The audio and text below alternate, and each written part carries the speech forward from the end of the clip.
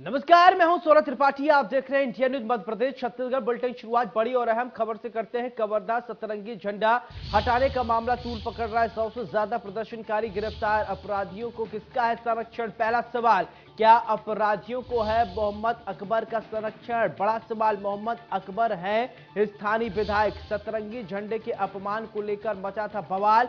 विवाद के दौरान लोगों ने किया था पुलिस पर हमला। झंडा हटाने को लेकर पुलिस पर किया था पथराव। गोंडवाना गणतंत्र पार्टी के लोगों ने किया था हमला। पुलिस कर्मियों पर लाठी डंडों से किया हमला।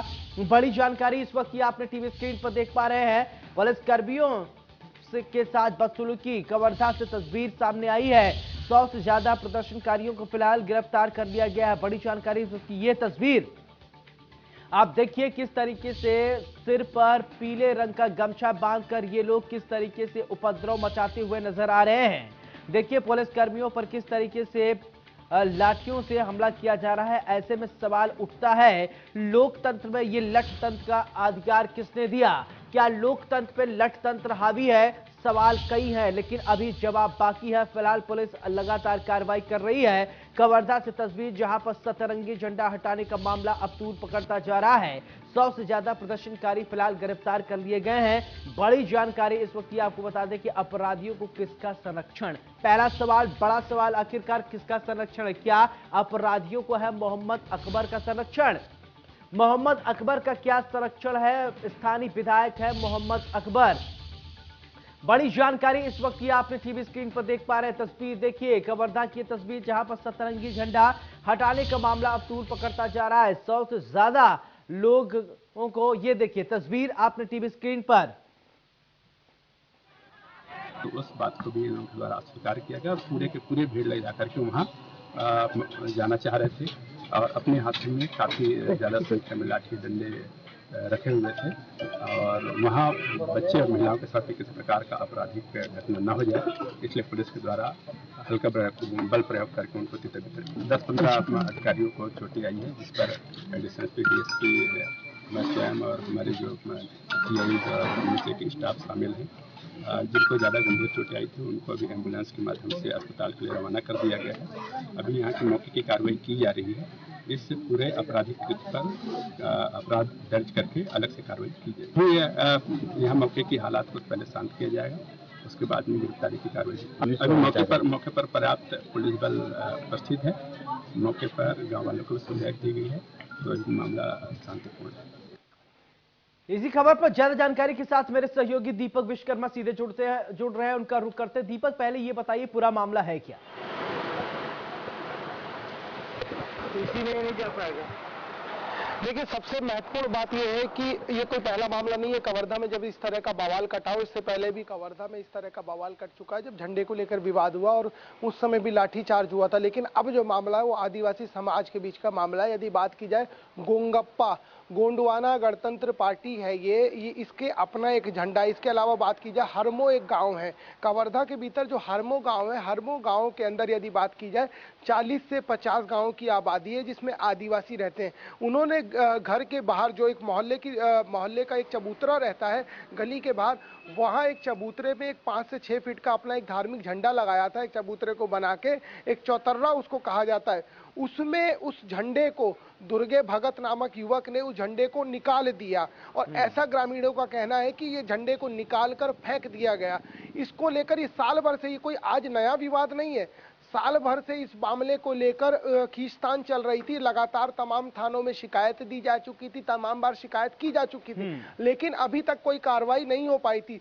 सब लोग समझाइश बुझाइश और तमाम चीजें चल रही थी, लेकिन ये मामला धीरे धीरे गर्माता तब चला गया जब आदिवासी समाज के पूजा का समय आया। उनको आराधना करनी थी, अपने इष्ट देव को मनाना था। जब इष्ट देव को मनाने का समय आया तब स्थिति ये नौबत आ गई कि यहाँ पर हमको पूजा करनी है और जो दुर्गे का नाम आ रहा है, जो दुर्गे भक्त का नाम आ रहा है, उसने जब झंडा निकाल के फेंक दिया, जिसके ऊपर आरोप लग रहा है कि झंडा निकाल के फेंक दिया गया और हम इतने दिन से कार्रवाई की मांग कर रहे थे, लेकिन पुलिस का उसको संरक्षण दिया जा रहा था। इस पूरे मामले ने इतना तूल पकड़ लिया कि जो गोंगप्पा के लोग हैं उन्होंने पूरा ये कोई 500 से ज्यादा की भीड़ जुटा ली गई। अभी कुछ देर पहले एसपी लाल उमेश सिंह साहब हैं, उनसे जब बात हो रही थी तो उन्होंने बताया कि ये जो प्रदर्शनकारी हैं जो बाहर से आए हैं, जिनको उपद्रवी कहा जा रहा है, ये कोई खाली छत्तीसगढ़ के नहीं है, ये कवर्धा से जुटाए गए हैं, मंडला से जुटाए गए हैं, शहडोल से जुटाए गए, रीवा से जुटाए गए और जो छत्तीसगढ़ के आसपास के जो इलाके हैं कवर्धा से लगे हुए वहां से जुटाए गए, क्योंकि कवर्धा बॉर्डर माना जाता है मध्य प्रदेश का और जिन जिलों का मैं नाम ले रहा हूं मध्य प्रदेश के, वहां सबसे बुलाए गए हैं। तो 100 से ज्यादा लोगों को चिन्हित करके उनकी पहचान करके गिरफ्तारी कर ली गई है। लेकिन सबसे बड़ा सवाल यही है कि यदि उपद्रव किया जा रहा है, यदि पथराव किया जा रहा है, तो लठ तंत्र जिसका आपने जिक्र किया, ये लठ तंत्र क्यों पुलिस वालों को लोग निशाना बनाने लग जाते हैं? जनता इतनी बेलगाम हो जाती है। यदि पुलिस आपकी सुरक्षा में, पुलिस को इस कदर पीटा गया है कि क्या एसपी, क्या एडिशनल एसपी, क्या टीआई, अगर अभी कुछ देर पहले बात हो रही थी एसपी से, तो एसपी ने बताया उनकी खुद की उंगली टूट गई है, एडिशनल एसपी का हाथ फ्रैक्चर हो गया है। उसके अलावा तमाम थानों के टीआई, तमाम थानों के टीआई, तमाम जो सिपाही हैं, सबको गंभीर चोटें आई हैं और 2 दर्जन से ज्यादा पुलिसकर्मी जो है घायल हो चुके हैं। अब जो मौजूदा स्थिति है, वहां पर स्थिति को नियंत्रित रखने के लिए खुद जो आईजी आनंद छाबड़ा हैं, उन्होंने मोर्चा संभाल लिया है, स्वयं फ्लैग मार्च निकाल रहे हैं, सड़कों बिल्कुल पर निकल दीपक, रहे हैं, ऐसे में सवाल ब्रीफिंग कर उठता रहे है हैं। कि लेकिन अपराधियों को सवाल किसका संरक्षण है, किसके सह पर जो इतनी बड़ी वारदात को ये अंजाम दे रहे हैं?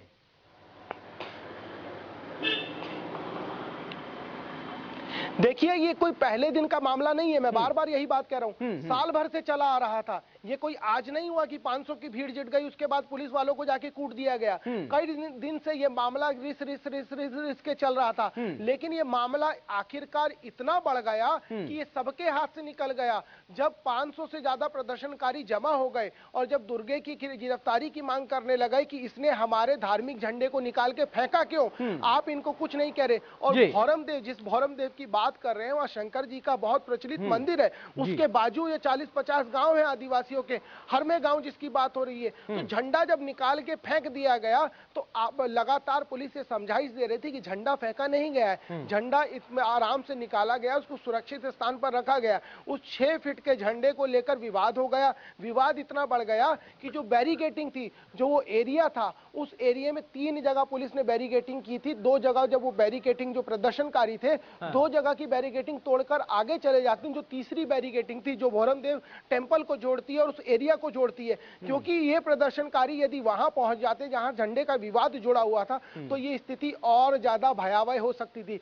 पुलिस ने मार खाने के बाद भी, लाठी खाने के बाद भी, पत्थर खाने के बाद भी स्थिति को काबू रखने का पूरा प्रयास किया। क्योंकि आप तस्वीरें कहते हैं झूठ नहीं बोलती। जो पीला साफा पहने लोग हंगामा कर रहे हैं, वहां नारेबाजी कर रहे हैं, डंडे चला रहे हैं, पत्थर चला रहे हैं, उसको देखकर आप समझ सकते हैं भीड़ किस तरीके से बेकाबू हो गई थी। और यदि आप पुलिस के जवानों को चोट खाए हुए तस्वीरों को देखेंगे, क्योंकि तस्वीरें बहुत कुछ बयां कर देती हैं, उन तस्वीरों को यदि आप देखेंगे तो उससे बहुत कुछ परिलक्षित हो जाएगा कि पुलिस के जवानों को, एसपी को, एडिशनल एसपी को किस कदर बेदम पीटा गया है। और जब स्थिति नहीं काबू में हो पाई तो इन लोगों ने भी आंसू गैस के गोले छोड़े, लाठीचार्ज किया, उसके बाद इस भीड़ को तितर-बितर किया गया। मौजूदा सवाल ये भी, क्या अपराधियों को है मोहम्मद अकबर का संरक्षण?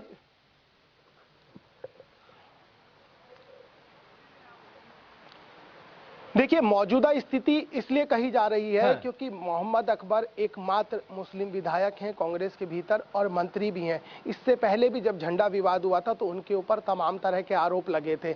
आज जब ये कांड हुआ है, फिर उसके बाद तमाम तरह की उंगलियां, तमाम तरह के आरोप उनके ऊपर लग रहे हैं। क्योंकि जिस भौरम देव टेम्पल की हम लोग बात कर रहे हैं, वहां तक प्रदर्शनकारी जाना चाह रहे थे। अब गोंगप्पा के झंडे को यदि हटाया गया तो ये झंडा विवाद आखिरकार कवर्धा में ही क्यों हो रहा है, बाकी जिले में क्यों स्थिति बनी हुई है शांतिपूर्ण, ये एक बड़ा सवाल है। तो इसके पीछे कौन है? क्योंकि झंडा विवाद आज कोई नई बात नहीं है। आज से 1.5 साल पहले भी झंडा विवाद हुआ था। जब तमाम भारतीय जनता पार्टी के सांसद, चाहे वो संतोष पांडे हो, चाहे वो डॉक्टर रमन सिंह हो, चाहे वो अभिषेक सिंह हो, चाहे दूसरे तमाम नेता हो, इनको भगोड़ा घोषित करके इनके ऊपर मामला तक दर्ज कर दिया गया था। आज फिर साल भर की स्थिति बीतने को है, आज फिर चुनाव के मुहाने पे खड़े, फिर उसके बाद झंडा विवाद होता है। और झंडा विवाद इतना ज्यादा बढ़ जाता है इस बात को नकारा नहीं जा सकता। संरक्षण जरूर होगा किसी न किसी का, इस बात को नकारा नहीं जा सकता, क्योंकि यदि पथराव एसपी के ऊपर हो रहा है, पुलिस का मुखिया है पूरे जिले का, यदि पथराव एडिशनल एसपी पे हो रहा है, यदि जो पुलिस के जवान है, यदि टीआई है, उनको पीटा जा रहा है और छोटा मोटा नहीं मारा गया, यदि किसी का हाथ फ्रैक्चर हो गया तो आप समझ सकते हैं कि किस कदर पीटा गया होगा, कितना दौड़ाया गया होगा। दीपक, मैं भी अभी विजुअल को देख रहा था, आपने जो भेजा है, कुछ विजुअल ऐसे आए हैं जिसमें पुलिस वाले खुद को बचाते हुए नजर आ रहे हैं, वो दुबके जा रहे हैं, लेकिन इन लोगों को जरा भी शर्म नहीं है, डंडों से पीट रहे हैं ये।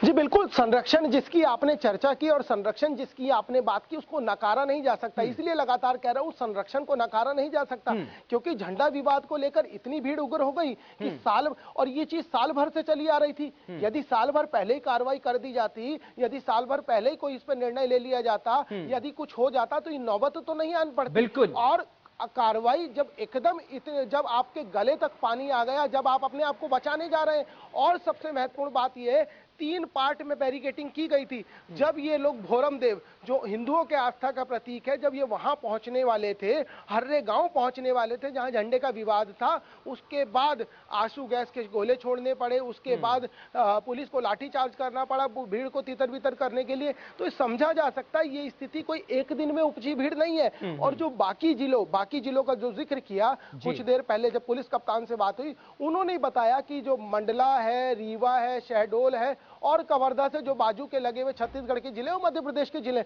वहां से इन लोगों को बुलाया गया था। तो ये एक दिन की कवायद नहीं है, ये कई दिन से पार्ट में चल रही थी, जो एक बड़ा रूप ले गई। और बड़ा रूप लेने के बाद ये हो गई कि ये उपद्रव के रूप में सड़क पर नजर आने लगा। और नजर भी ऐसा आने लगा कि हंगामा इतना बढ़ गया कि लाठी चार्ज होता है, पथराव होता है, आंसू गैस के गोले छोड़े जाते हैं। आप उन तस्वीरों को देखेंगे तो आप समझ सकते हैं, क्योंकि कई तस्वीरें ऐसी हैं उनको दिखा नहीं सकते, उनको देख के आप विचलित हो जाएंगे। तो समझा जा सकता है कि जो ये कृत्य किया गया, इसके पीछे जरूर किसी न किसी का हाथ है। इस सवाल को नकारा नहीं जा सकता, क्योंकि इस तरह की स्थिति बिल्कुल, जब लोकतंत्र पे लठ तंत्र हावी होगा तो सवाल जरूर उठेंगे, और सवाल ये भी उठेंगे आखिरकार ये क्या हो रहा है मध्य प्रदेश में। दीपक, तमाम जानकारी के लिए आपका बहुत बहुत शुक्रिया। तो ऐसे में सवाल